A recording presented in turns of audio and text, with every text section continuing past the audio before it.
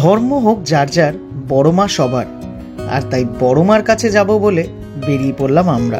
মায়ের মন্দির কখন কখন খোলা থাকে আর আরতির সময় কখন, এই সমস্ত ডিটেলস থাকবে কিন্তু ইন আ সিঙ্গেল ভিডিও, তাই ভিডিওটা একদম শেষ অবধি দেখো। আর আমার চ্যানেল নতুন হলে করে দিও সাবস্ক্রাইব, কারণ এরকম নতুন নতুন কন্টেন্ট কিন্তু আসতে থাকবে। তো চলো শুরু করা যাক। বড় মার মন্দির একদম নৈহাটি স্টেশনের কাছে, তাই শিয়ালদা থেকে নৈহাটিগামী যে কোনো ট্রেন ধরে চলে আসুন নৈহাটি এবং সেখান থেকে পায়ে হেঁটে অনায়াসে পৌঁছে যান বড় মার মন্দিরে। নিজস্ব গাড়ি থাকলে অনায়াসে গুগল ম্যাপ ফলো করে চলে আসুন নৈহাটির বড় মার মন্দিরে। ডেসক্রিপশনে মন্দিরের লোকেশন দিয়ে দিলাম।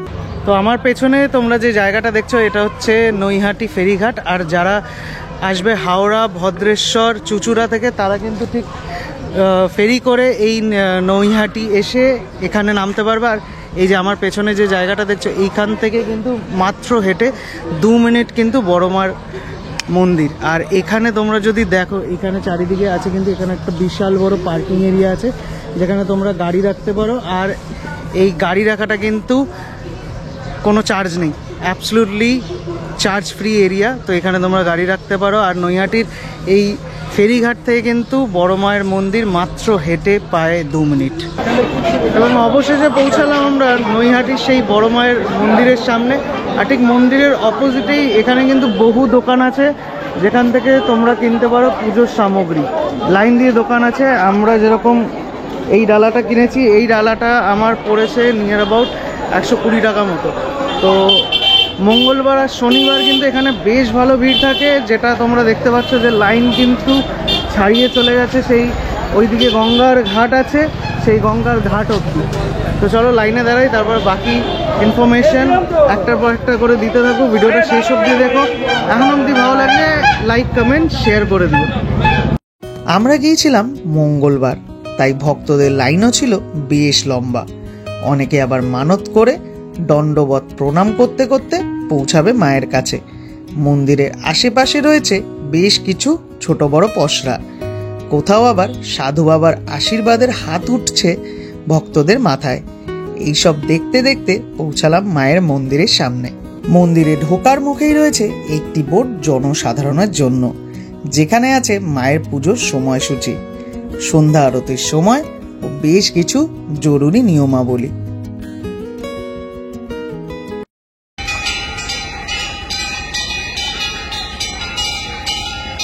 মন্দির থেকে বেরোতেই ঠিক মন্দিরের উল্টো দিকে জনসাধারণের জন্য দেওয়া হয় বড় মায়ের ভোগের প্রসাদ। আর যেমনটা তোমাদের বড় মায়ের মন্দিরের সময়সূচিটা বললাম, 1টা থেকে 1:30টা কিন্তু চলে মায়ের ভোগ এবং চলে আরতি। আর সেই যেটা তোমাদের ভোগের যে ভিডিওটা তোমরা দেখলে, সেই বাইরেই কিন্তু দেওয়া হয় মায়ের ভোগটা জনসাধারণের জন্য, যেটা আমরাও নিয়েছি, আমরা খেয়েছি, খুব ভালো খেতে।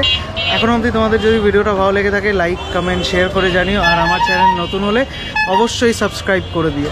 তো আমি এই দোকান থেকে নিয়েছিলাম আমার পুজোর সামগ্রী। এই দোকানটা একদম বড় মায়ের মন্দিরের একদম সামনে।